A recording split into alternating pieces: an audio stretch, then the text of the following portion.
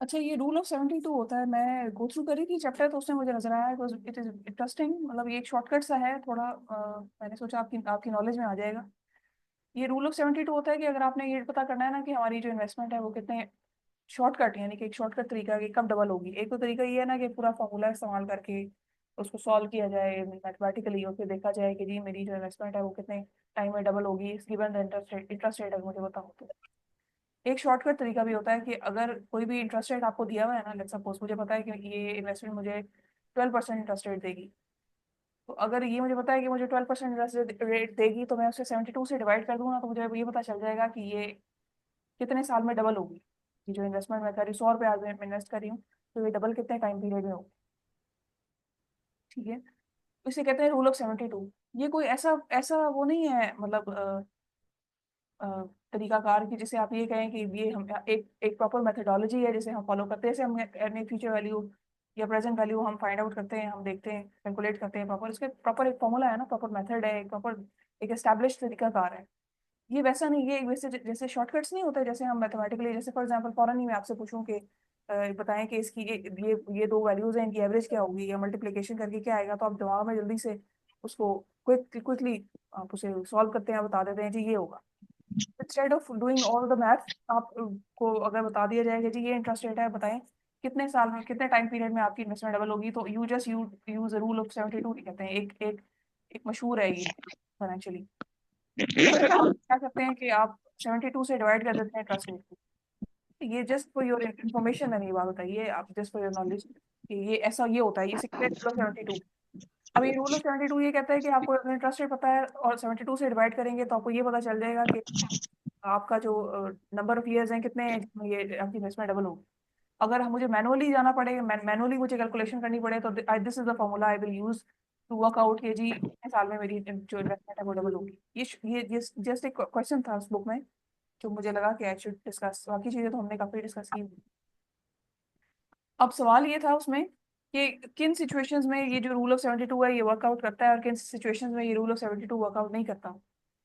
उसमें उन्होंने बताया है कि जब मिड मिड रेंज के जो इंटरेस्ट रेट्स होते हैं ना, जैसे फॉर एग्जांपल 6%, 7%, 10%, 12%, 15% इवन, यानी कि मिड मिड रेंज के जो इंटरेस्ट रेट्स हैं, इन इंटरेस्ट रेट्स में अगर आप ये फॉर्मूला, ये रूल ऑफ 72 अप्लाई करते हैं ना, तो that will give you approximately near outside. इसकी हमें एग्जांपल भी आपको शो करती हूँ, देखें ये कंपैरिजन वाली स्लाइड देख रहे हैं आप। इसमें देखें उसने कहा कि रूल ऑफ 72 अगर मैंने मुझे बताया कि 6% इंटरेस्ट रेट है, तो रूल ऑफ 72 के मुताबिक मैंने 6 को 72 से डिवाइड किया, तो उसने कहा 12, यानी कि 12 ईयर्स मुझे लगेंगे मेरी इन्वेस्टमेंट को डबल होने में। और अगर मैं नॉर्मल फार्मूला इस्तेमाल करूँ जो रेगुलर है, तो वो दिस विल आई विल ये जस्ट फॉर योर इन्फॉर्मेशन था ये बात। और फिर ये कि कब ये रूल जो है कितना एक्यूरेट है, क्योंकि obviously you will not use a proper working.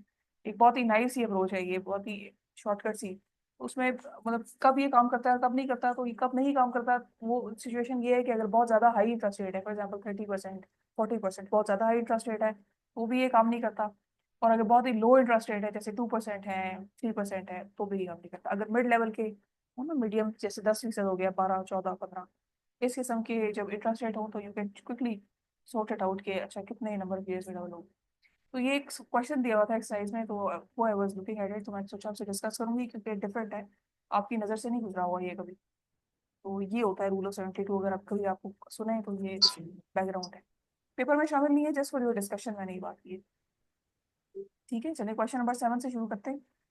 देखिएगा फिर मुझसे मेरे साथ इंटरेक्ट कीजिएगा, ताकि कोई बात हो, डिस्कशन करनी हो, कोई चीज़ समझ में ना आ रही हो, तो फिर हम बात करेंगे तो पता चलेगा ना ये समझ में आ रहा है या नहीं आ रहा। अच्छा जी, एक मिनट दे दें। ये देखिए एक स्टेटमेंट है, ये वैन होन की किताब के प्रॉब्लम्स है, उसमें क्वेश्चन नंबर 7 है, जो कि आपके सामने आपको ये स्लाइड पर नजर आ रहा होगा। इसमें अभी हम ओबियसली सॉल्व तो फिर आपको करेंगे और अपने नोटबुक में करेंगे, अभी हम स्टेटमेंट डिस्कस कर लेते हैं। ताकि सबसे इंपॉर्टेंट काम तो इसमें ये होता है ना कि आप सवाल को पहचान लें कि सवाल आपसे पूछ क्या रहा है, आप उसमें चाहिए क्या, करना क्या है आपने। अगर ये चीज़ आप अंडरस्टैंड कर लेते हैं तो फिर मेरा नहीं ख्याल कि there will be any problem. हाँ, लेकिन ऑब्वियसली प्रैक्टिस तो करनी है। प्रैक्टिस नहीं करेंगे तो फिर गलतियाँ कैलकुलेशन में भी हो जाती हैं, समटाइम्स यू डोंट नो कि कहाँ आपने मिस कैलकुलेट किया, आपका जो है आंसर गलत हो जाता है। तो प्रैक्टिस तो मस्ट है, लेकिन स्टिल अभी हम डिस्कस कर लेते हैं क्योंकि मैक्सिमम क्वेश्चन है, हर सवाल दूसरे से मुख्तलिफ है और समझना जरूरी है। ठीक है, अब ये क्वेश्चन नंबर 7 की स्टेटमेंट है, you have been offered a note with 4 years to maturity, ठीक है, यानी कि इसका मतलब n इज इक्वल टू 4 है, which will pay 3000 at the end of each year। देखें ईच को मैंने हाईलाइट किया है, ईच ऑफ 4 years। इसका मतलब ये है कि ये एनओटी का सवाल है, ये तो मुझे पता चल गया। The price of the note to you is 10,200। इसका मतलब ये है कि ये आपको उसने पेमेंट भी बता दी, आपको उसने नंबर ऑफ ईयर्स भी बता दिए, उसने आपको प्रेजेंट वैल्यू भी बता दी है कि अभी जो उसकी प्राइस है वो 10,200 है। तो इस पूरे एनुअटी के सवाल में फिर क्या फाइंड आउट करना है आपने? Compound annual interest rate find out करना है, ठीक है, आई आई है ये फाइंड आउट। अच्छा, अब इसमें देखें एक एक चीज ये लिखी होती है सवालों में, आपको ये नजर आएगा to the nearest whole percent. इसका मतलब ये होता है कि आपने मैक्सिमम, जैसे फॉर एग्जांपल बहुत ज्यादा डेसिमल में आंसर आ रहा है ना, तो आप उसे राउंड ऑफ कर लेंगे। तो मतलब फॉर एग्जांपल 2 डेसिमल तक, या 2 डेसिमल तक मोस्ट ऑफली ऐसा होता है। तो ये बात है। देखिए इस सवाल में कोई चीज देखें, कोई कंफ्यूजन है मुझे बताएं। ये पे करते हैं ये बात को कि ये एनुटी का सवाल है। सबसे पहली बात तो ये मैंने ये डिसाइड करनी है। दूसरा मेरा क्राइटेरिया ये है कि फिर ये कौन सी एनुटी है, प्रेजेंट है, एनुटी ड्यू है या एनुटी ऑर्डनरी है। वो मुझे पता चल गया एट द एंड से, इस लब से पता चल गया कि ये ऑर्डनरी एनुटी है। अच्छा, उसके बाद मुझे ये पता चलाना है कि मुझे प्रेजेंट वैल्यू बतानी है या फ्यूचर वैल्यू, कौन सा फार्मूला लगाना है।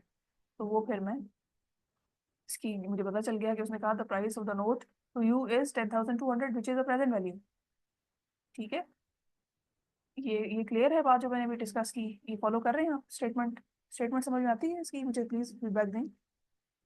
जी मैडम, ये एट द एंड से क्या आपने बताया था, क्या साबित पता चलता है? इससे हमें पता चलता है कि ये ऑर्डनरी एनओटी है ना। एनओटी की भी दो टाइप्स होते हैं, एक होती है एनओटी ड्यू और एक होती है ऑर्डनरी एनओटी, हमने डिस्कस किया था। उसके हिसाब से फिर will figure out the formula. जी ठीक है मैडम। ये फिर हम देखेंगे। अब ये देखें यस फ्रेंड्स, मैम। इसको इसका आगे इसको डिस्कस किया हुआ है, इसको सॉल्व कीजिएगा जस्ट फॉर योर अंडरस्टैंडिंग। इसको थोड़ा सा मैंने फॉर्मूला भी दिया है कि देखें इसमें सारी चीजें मौजूद है, आर में ही है। तो फिर आर इसको आप मैथमेटिकली सॉल्व करेंगे and then you will find out. यहाँ तक अगर आपने फिगर आउट कर लिया कि इसका जो ये है क्या, मतलब पूछा क्या हुआ है, एनओटी और एनओटी ऑर्डनरी है, और फिर देन प्रेजेंट वैल्यू का फॉर्मूला लगाना है। उसके बाद आगे यू कैन, मतलब मैथमेटिकल चीज है कि इसमें गलती नहीं करनी। इसका मतलब है आपने क्रैक कर लिया क्वेश्चन, वो समझ आ गई है कि इसने पूछा क्या है। ये बात है, ठीक है। ये देखें, ये स्लाइड आपको ये दिख रही है, ये कर लेंगे सवाल सॉल्व, हो जाएगा। जी मैम, हो जाएगा। अगला सवाल डिस्कस कर लें। ये सब साथ फॉलो कर रहे हैं इसको?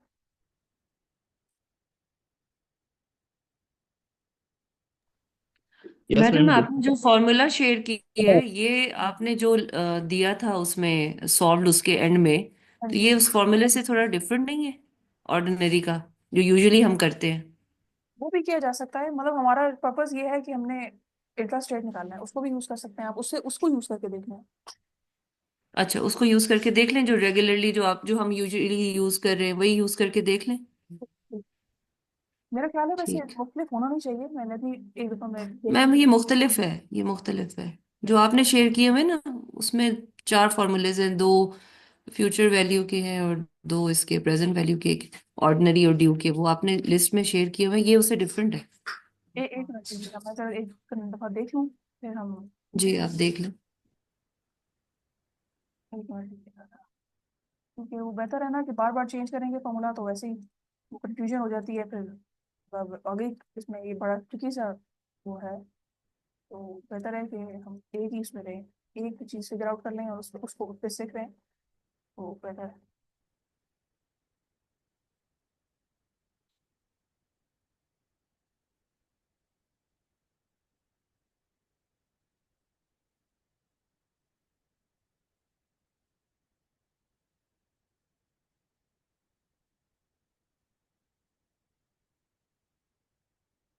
आपके क्वेश्चन है? अ,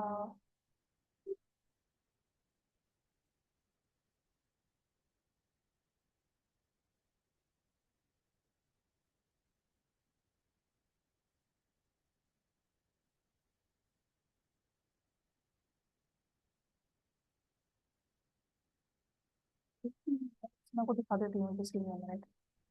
ये उसका फॉर्मूला है ना, ये मैंने कॉपी किया है यहाँ से और मैं स्लाइड पे नेक्स्ट में पेस्ट करती हूँ, फिर आप देखिए कंपैरिजन कर लेते हैं, क्योंकि ऐसा होना नहीं चाहिए ना।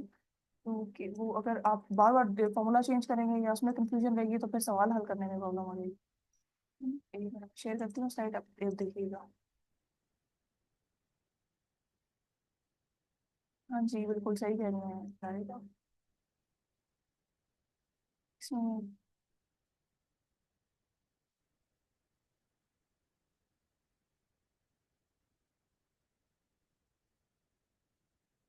तो ये अब मैं स्लाइड शेयर कर रही हूँ, ये हो जाए तो बताइएगा। ये देखें, ये फॉर्मूला है, मैंने उधर से कॉपी किया है। ये जो आपके उसमें नोट्स के एंड में मैंने दिया था, दिस वाज द फॉर्मूला है ना। ये ordinary annuity at the end of, और एनओटी प्रेजेंट वैल्यू जो आप देख रहे हो, दिस इज द फॉर्मूला। जी मैम, ये डिफरेंट है ना? ये देखें, इसमें उसने ये जो ये वाली बात है ना, ये जो लफ्ज है ए, और यहाँ पर जो उसने यूज ये पेमेंट्स है ना? ये तो पेमेंट्स होगी। किया पेमेंट्स है, ये सिर्फ जी। एलसीएम का फर्क है। देखिए इसे डिवाइड बाय आर यहाँ पे कर दी है। और जी ये मैम, फिर हम एक ही फॉलो ना करें, इस तरह हाँ तो हाँ, बहुत कंफ्यूजन हो मैं जाएगी तो ना। ये बताना चाह रही हूँ कि एक ही है, मतलब आप ये ना समझे कि बहुत ज्यादा ठीक है, फॉर्मूला ठीक और है वो और मैम, हम इसी को वैसे फॉलो कर रही हैं जो बिल्कुल आपने शेयर किया है ना, पहले हमने इसी से सॉल्व किया। बिल्कुल, आप उसी को यूज करें। अगर वो आपने कर लिया है, आप उससे कंफर्टेबल है, फेमिलियर है, आप उसी को यूज करें। लेकिन ये चीज याद रखें कि ये मुख्तलिफ नहीं हो सकते। मैम हमने जब पहले पढ़ा था तो हमने जो अभी आपने बताया ना, हमने जब पहले अकाउंट ये पढ़ी थी फाइनेंशियल दिस, तो हमने वो फॉर्मूला लर्न किया था जो अभी आप बता रही हैं। फिर अभी आपने ये जो करवाया, ये जो आपने जिससे क्वेश्चन सॉल्व कराए, ये जो अभी आपने स्लाइड लगाई हुई है, ये अब आपने बताया, लेकिन हमने वो फॉर्मूला भी किया हुआ है पहले। वो दोनों एक ही, अब अगर नोटिस कीजिएगा जरा, दोनों को सामने रखे, अभी मैं इसको सामने पैरेलल पे रख नहीं सकती। आप दोनों को सामने रख के देखिएगा, ये एक ही है ये, मतलब इसमें सिर्फ एलसीएम का फर्क है। एक मिनट है, अच्छा, इतना है, पेस्ट करता हूँ।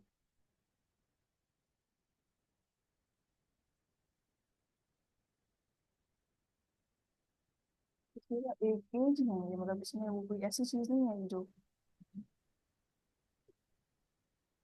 ये देखें, ये माइनस एन है ना, इसका मतलब ये है कि इनवर्स है ये जो डिवाइड किया हुआ है, इसको आप साइड पे ले जाएं।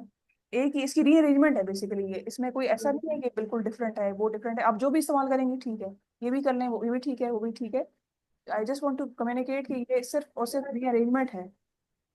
रीअरेंजमेंट अरेंज किया हुआ है, जैसे फॉर एग्जांपल अगर इसका एलसीएम ले लेना इसका, तो यही आएगा। ये जो डिवाइडेड बाय, ये जो दिया हुआ है ना डिवाइडेड बाय आर, इसको आप बाय निकाल दें, डिवाइड बाय आर कर दें, और ये इसको एलसीएम ले लें आप, तो ये यही चीज बनती है। खैर ये इसको हम क्लास में डिस्कस कर लेंगे, बोर्ड पे आपको कम्युनिकेट कर दूंगी। फिलहाल के लिए हम यही कंक्लूड करते हैं, आप जो भी फॉर्मूला यूज कर लें, वो कर लें, ये कर लें, एक ही बात है। ठीक है, चलिए अगला अगले अगले सवाल को डिस्कस कर लें।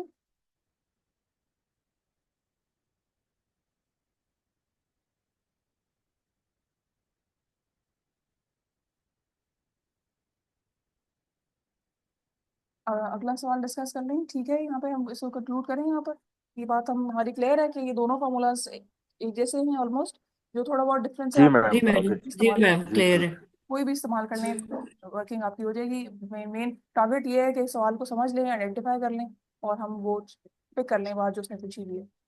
चलिए अगला ठीक सवाल है। देखते हैं। क्वेश्चन नंबर 8 है, वो स्टेटमेंट उसकी ये है जो सवाल में दी हुई है, ठीक है। Sales of the P G Kramer company were 500,000 this year. इस साल 5 लाख उसकी सेल है। They are expected to grow at a compound rate of 20%। वैसे ही कंपाउंड रेट होना तो पता चल जाता है कि कंपाउंडिंग हो रही है, तो फ्यूचर की बात में भी शायद हो रही हो। ये लफ्ज जो है ना इंटरेस्ट रेट के, आपने देखे होंगे लिटरेचर में डिफरेंट इस्तेमाल हुए हैं। कभी डिस्काउंट रेट कह देते हैं, कभी इंटरेस्ट रेट कह देते हैं, कभी कंपाउंड रेट इंटरेस्ट रेट कह देते हैं। तो ये बेसिकली सवाल की सिचुएशन के मुताबिक भी होता है समटाइम्स। जैसे अब इसमें फ्यूचर वैल्यू नजर आ रहा है, तो इसका मतलब है फ्यूचर में कंपाउंडिंग होती है। अगर प्रेजेंट वैल्यू पूछा जाए तो डिस्काउंटिंग होती है, हमने बात की थी शायद पहले। इसमें इसने कंपाउंड रेट दिया है 20%, और नंबर ऑफ ईयर्स हैं 6 ईयर्स। अब उसने कहा है what will be the sales figure at the end of each year, each of the next 6 years. अब इसने जो ये जो बात पूछी है, इसमें एट द एंड है और each of the next year है। इसका मतलब है फ्यूचर वैल्यू हमने बता दी है, और फ्यूचर वैल्यू एनओटी भी हो सकती है, उससे जो डायरेक्ट फार्मूला भी इस्तेमाल कर सकते हैं, और ये भी कर सकते हैं, ये भी दोनों चीजें ठीक है। आपको याद है कि एक हमने जो पहले दो सवाल थे जो आपने क्लास रूम में अटेम्प्ट किए थे, उसमें हमने देखा था कि जो सॉल्व एक पार्ट था अपने ख्याल से, कोई दूसरे सवाल का या पहले सवाल का, उसमें जो आप एक डायरेक्ट फार्मूला इस्तेमाल कर रहे थे फ्यूचर वैल्यू एनओटी का, तो उसमें आपने देखा कि आंसर आपका जीरो आता है। लेकिन जब आप मैनुअल करके देखते हैं तो आपका आंसर डिफरेंट आता है, क्योंकि वो जीरो, उसमें वो मल्टीप्लाई नहीं होता जीरो से, और वो उसका जो प्रिंसिपल है वो सेम रहता है। तो ये सवाल में भी अटेम्प्ट इसको इस तरह से किया हुआ है कि आपने अलग अलग, यानी कि वन बाय वन आपने सॉल्व कर लिए।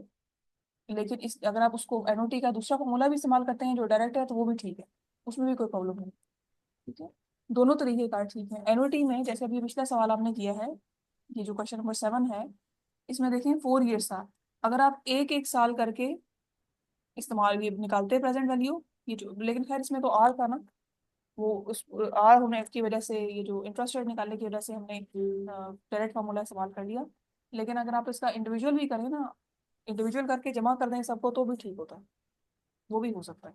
इसको चेक कर लीजिएगा। लेकिन इंडिविजुअल करें आप, हर साल का अलग अलग करें, आप एक इकट्ठा एक फॉर्मूला लगा दें फॉर द एनुटी, वो भी ठीक है। दोनों चीज़ें ठीक है, आप इसको क्रॉस दोनों तरीकों से करके चेक कर लीजिएगा। ठीक है, इसमें कंक्लूड हमने ये किया कि एनुटी है, एट द एंड है, देखें, एट द एंड है और ईच ईयर है, और इसके अलावा ये फ्यूचर वैल्यू की बात हो रही है। इससे पिछले सवाल में प्रेजेंट वैल्यू की बात हो रही थी। एनुटी ऑर्डिनरी ही थी, लेकिन प्रेजेंट वैल्यू थी। इसमें eight the end of each year, यानी कि एनुटी आपकी ऑर्डिनरी ही है, लेकिन फ्यूचर वैल्यू की बात हो रही है। ठीक है, इसको इस तरह भी किया जा सकता है। अब ये देखिए, अगर आप नोटिस करें, ये मैंने यहाँ पर, अब क्योंकि मैं इसको one by one, year by year कर रही हूँ, और मैंने एक मिनट है, इसके नंबर ऑफ ईयर्स कितने दिए हैं, 6 years।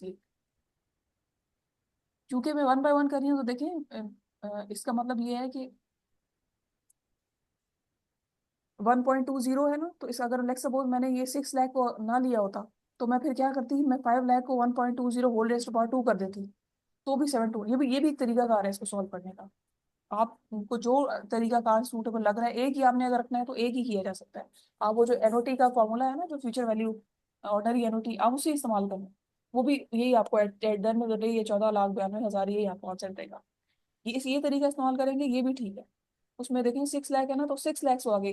बेसिकली ये जो 1.20 है, ये यहाँ पर अगर मैं ये करूँ कि 5 lakh into 1.20 whole raised to power 2 कर दूँ, तो भी मेरे पास 7,20,000 ही आंसर आएगा। ये बात फॉलो कर रहे हैं मेरी? ये डिफरेंट तरीके से आपको बताने की कोशिश की हुई है कि ये सब ठीक है। ठीक है, तो ये अगर लेट्स सपोज आप इस पे फ्यूचर वैल्यू एनुटी ड्यू का फॉर्मूला लगाते हैं, तो वो उससे भी आपका आंसर 14,92,992 ही आएगा। तो ये ठीक है, ये तीनों तरीके ठीक है कि आप 5 लाख 1.20 होल रेस्ट बार वन करें, फिर 5 lakh whole. Ma'am sorry, excuse ma'am, ma'am इस पे फ्यूचर वैल्यू का वो वाला लगेगा जिसमें आर ब्रैकेट 1+i n-1/i, ये वाला इसमें लगेगा जो फ्यूचर वैल्यू एनुअल। इसमें पीछे, क्योंकि इसका ये सिंपल से हो रहा है, सिंपल फॉर्मूले से मैडम ने किया हुआ ये जो पर ये है तो ये एनुअल का मैटर। हाँ, ये जो तरीका था, जी है एनुअल। ये जो सामने आपके नजर आ रहा है, ये वो सिंपल वन बाय वन होके एंड में कंबाइन होके चौदह लाख ये बानवे तो सिंपल से हुआ है, लेकिन अगर हम दूसरे फॉर्मूले से, यानी future value value is equal to r one bracket start 1+i n-1/i, that is the interest rate bracket close, annuity उससे ऑर्डिनरी अगर लगाएं। हाँ, बिल्कुल, बिल्कुल है ही ऑर्डिनरी, ये कर सकते हैं बिल्कुल। है ही ऑर्डिनरी और है फ्यूचर वैल्यू की। जी, वो भी ठीक है, वो भी कर सकते हैं, वो करके। आपने जो हमें दो फॉर्मूलाज दिए थे ना, present value of an annuity and future value of an annuity, जी उसमें नीचे ऑर्डिनरी है, तो ये मैम ऑर्डिनरी एन्युटी, और उसके एंड पे पेमेंट एट द एंड हो रही है, जी, और है फ्यूचर वैल्यू, तो ऐसे फिर यही फॉर्मूला लगेगा ना फ्यूचर वैल्यू एन्युटी हाँ, का। बिल्कुल बिल्कुल, वो भी लगा सकते हैं जिसमें आपके ठीक। पेमेंट है, उसको मल्टीप्लाई करें 1+i whole raised power n -1 divide जी बाई। अच्छा मैडम, एक चीज पूछनी थी, ये 1.20 जो है, ये 20% को जी जी किया आपने? जी, ये 1+i होता है ना, 1+i, ये 1.20 है। 1+20 डिवाइड बाई 100 करें तो 0.20 होता है, तो 1+0.20 तो 1.20। जी ठीक। ठीक है, तो ये तो बिल्कुल उस तरह से भी किया जा, we just to let you know, उस तरह भी किया जा सकता है और ये इस तरह भी किया जा सकता है, दोनों तरीके ठीक है। आप मतलब अभी फिलहाल तो आसानी के लिए हम एक ही उस पर लिमिट कर रहे हैं ना, एक ही फॉर्मूला कर लिया तो हमारे लिए आसानी होगी। ये दो तीन तरीके हैं, क्योंकि जैसे अब आपने प्रेजेंट वैल्यू फाइंड आउट किया ना, हम जब हम लर्न कर रहे हैं, जब हम लिटरेचर पढ़ रहे हैं, तो हम अपने आप को लिमिट नहीं करते हैं ना। जब इसी तरह जैसे आपने देखें प्रेजेंट वैल्यू सीखा, तो प्रेजेंट वैल्यू का आपने एक फॉर्मूला आपको याद है, और आप उस तरह से सॉल्व करते हैं हमेशा। लेकिन प्रेजेंट वैल्यू फाइंड आउट करने के मैंने को बताया था कि देयर आर 3 to 4 ways। इस तीन तरीके हैं। एक तरीका ये है कि आप उसको टेबल से फाइंड आउट करें, उसमें आपको फॉर्मूला याद करने की जरूरत ही नहीं है। आपको टेबल से सिखा दिया जाए कि एक टेबल आप ले जाएं, और जब आपको प्रेजेंट वैल्यू निकालनी हो, इंटरेस्ट रेट दिया है, तो how you will find out with the help of that table. फिर आप फाइनेंशियल कैलकुलेटर का इस्तेमाल कर सकते हैं, उसमें तो आपको इन सारी चीज़ों की फार्मूला और टेबल किसी चीज़ की जरूरत, you can do it directly. तो ये डिफरेंट तरीके हैं बेसिकली, ये भी एक तरीका है, ये भी ठीक है। वो जो आपने भी फार्मूला जिसका जिक्र किया वो भी ठीक है। इसी तरह पिछले सवाल में आप जो मैंने फार्मूला बताया वो भी रीअरेंजमेंट थी, जो जो भी आप यूज करें, आपको सिर्फ ये अंडरस्टैंड करना है सवाल में कि ये हो क्या रहा है, ये पूछ क्या रहा है हमसे। तो वो हमें बस समझ आ गई है कि एनओटी है, ऑर्डनरी एनओटी है, और हमसे फ्यूचर वैल्यू पूछे। ठीक है, ये चीज़ समझते हैं ना, ये चीज़ आइडेंटिफाई करते हैं। चलें आगे देख लेते हैं, क्वेश्चन नंबर 9 डिस्कस कर लेते हैं, इसको देखें। ये है अगर कोई प्रॉब्लम हो या हम बहुत स्पीड में जा रहे हैं या कोई इशू हो तो प्लीज़ मुझे बताएं, ताकि फिर हम उसको देखें। अभी मैं ये ज्यूम कर रही हूँ कि हमारे ये 2 सवाल डिस्कस हो गए हैं और आपको समझ में आ गया है। जी मुदस्सिर, अनम्यूट कर लें और यू कैन कमेंट, बात कर सकते हैं।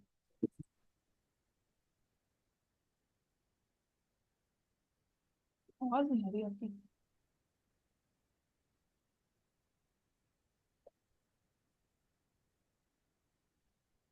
अनम्यूट तो हुआ है लेकिन आवाज़ नहीं आ रही आपकी।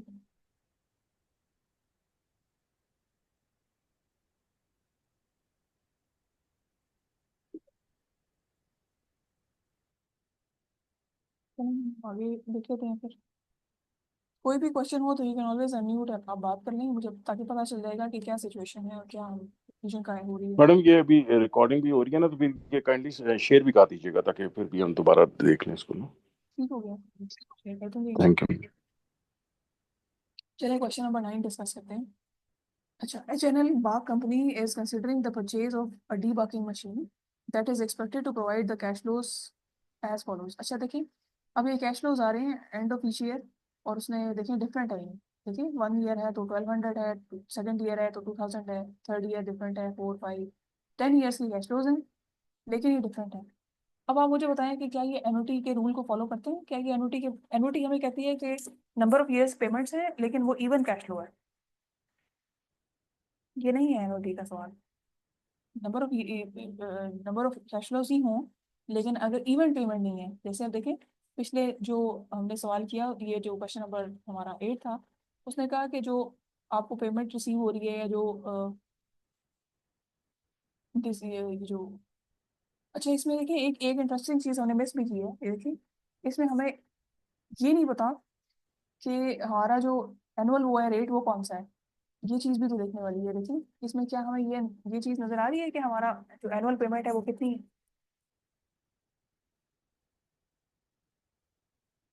इसलिए ये भी बात है।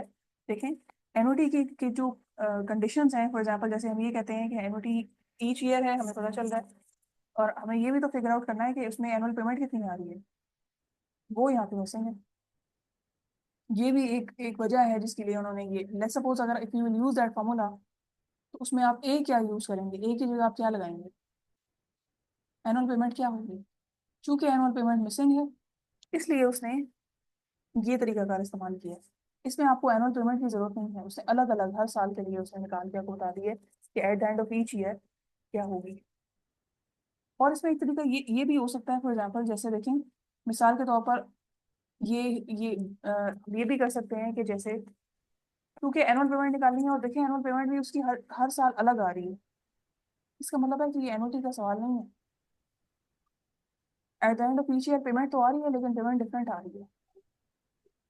ये देख रहे हैं आप ये सवाल, क्वेश्चन नंबर 8 देखें। क्वेश्चन नंबर 8 में वो कहता है कि सेल्स ऑफ, ये जो पीजे क्लेमर कंपनी है, 500,000 देसी है, ठीक है, and they are expected to grow 20% for the next 6 year. यहाँ से ये बात, यहाँ से तो हमें पता चलती है कि जी 6 साल के लिए उसने पूछा है और फ्यूचर वैल्यू की बात की है। What will be the sales figure at the end of each of the next, यहाँ देखिए उसने कंफ्यूजन आपके लिए क्रिएट करने की कोशिश की है कि हर साल बताओ, हर साल के एंड में क्या होगी। यहाँ अगर ये उसने बात ना दी होती ना, तो ये तो सिंपल फ्यूचर वैल्यू का सवाल था कि future value 1 plus into PV करें इक्वल्स टू, और into 1 plus I whole raised to power N करें डायरेक्टली, और आप आंसर निकल आएगा। लेकिन अब जब उसने ये कह दिया कि eight the end of each year, तो इसका मतलब है कि हमें हर साल, यानी कि 1 2 3 4 5 6 हर साल के एंड में बताना है कि कितनी उसकी फ्यूचर वैल्यू है। लेकिन अगर ये हम इसको हमने पे किस तरह करना है कि अगर एनुअल पेमेंट ना दे, ठीक है। जी, तो ये इसलिए ये इस तरह से हुआ है, इसलिए इस तरह से हमने इसको फिगर आउट किया, हमने एनुअल। इसमें एनुअल मिसिंग है तो ये फिर एन्युटी नहीं है। ये EAR सादे का के सवाल है, effective annual rate. Sorry, effective annual rate का क्वेश्चन है ये, नहीं नहीं, EAR जो इफेक्टिव आपने एनुअल रेट का बताया। क्वेश्चन नहीं है ये, नहीं, ये सादा है, ये सादा है। सिंपल फ्यूचर वैल्यू का सवाल है। और इसमें फ्यूचर वैल्यू। करने की वजह सिर्फ ये है कि ये इसमें, अब देखिए ये सवाल बड़ा कंफ्यूजिंग सा लगता है कि आपको आपके दो कंडीशंस पूरी हो रही हैं एनुअलिटी की eight the end of each, मतलब ये मतलब जो भी टर्म है, और एट द एंड का भी जिक्र है, ये दो टर्म हमें क्विकली हमें रिकॉल कराती हैं कि एनुअलिटी का सवाल होगा। लेकिन ये नहीं है, क्योंकि इसमें आपको अगर आपको फॉर्मूला देखे ना, फॉर्मूला देख के मुझे ये एहसास हुआ कि ये जो सवाल है वो फॉर्मूला शायद सूटेबल नहीं है इसके लिए, this is the only way of solving it.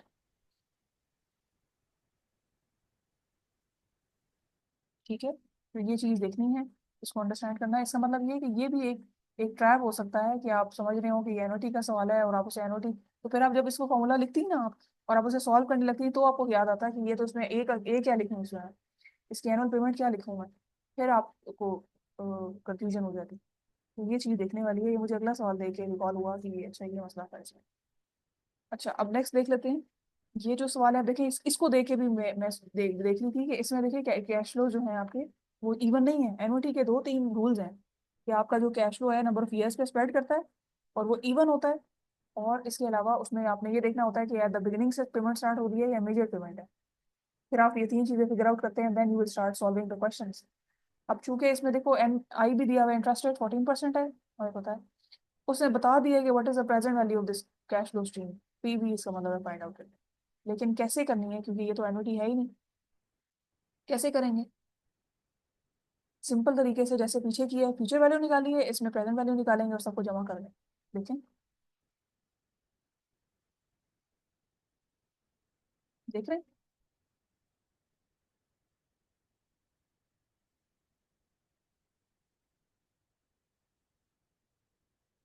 इस क्वेश्चन ये वाला इसको देखते हैं, फिर हम एक दफा फिर एक मैं लिंक शेयर करती हूँ, उसको ज्वाइन कर लीजिएगा, कुछ सवाल और कर लेते हैं। ये इससे कुछ हेल्प हो रही है जो हम डिस्कस कर रहे हैं सवाल? जी मैम, हो रही है। अच्छा, ये देख रहे हैं आप, ये जो सारे जो 1200 2000 ये सब कैश फ्लोज हैं जो कि सवाल में दिए हुए हैं 2000 24। अब देखिए ये मैंने एनुअलिटी का फॉर्मूला नहीं लगाया, ये सिंपल फॉर्मूला है, ये सिंपल प्रेजेंट वैल्यू का फॉर्मूला है। उसने सवाल में बता भी दिया है कि प्रेजेंट वैल्यू फाइंड आउट करनी है इस कैश फ्लो से। तो मुझे सिर्फ इसमें ये चीज़ जाननी है कि ये एनुअलिटी नहीं है। क्यों नहीं है? क्योंकि इसमें इवन कैश फ्लोज नहीं है, यही चीज़ काफ़ी है मुझे इस चीज़ को मतलब अंडरस्टैंड करने में। तो फिर कैसे मैं इसकी प्रेजेंट वैल्यू निकालूंगी? सब सबको अलग अलग प्रेजेंट वैल्यू निकाल के उनको जमा कर लूंगी और मेरे पास 6708 आंसर आ जाए। ठीक है, तो ये यहाँ पर मैंने एनुअलिटी का फॉर्मूला नहीं लगाया, ऑल्दो के नंबर ऑफ कैश फ्लोज थे। क्यों नहीं लगाया वो मैंने आपको रीजन बताई। इसमें भी मैंने एनुअलिटी का फॉर्मूला नहीं लगाया, वो भी मैंने आपको रीजन बताई कि मेरे पास एनुअल पेमेंट नहीं थी। देखें, ये सवाल समझ में आता है? तो इसको यहाँ पे एंड करें और फिर दोबारा मैं मीटिंग का लिंक शेयर कर दूंगा आपके साथ। यहाँ पर इसको ये क्लियर है यहाँ तक, जो सवाल नंबर जी मैम, क्लियर है। नंबर 9 हमने नहीं, मगर ये मैम इसमें कैश फ्लो में फिफ्थ के अंदर जो है वो दैट इज 1900, वो आपने इसमें क्यों नहीं ऐड किया हुआ?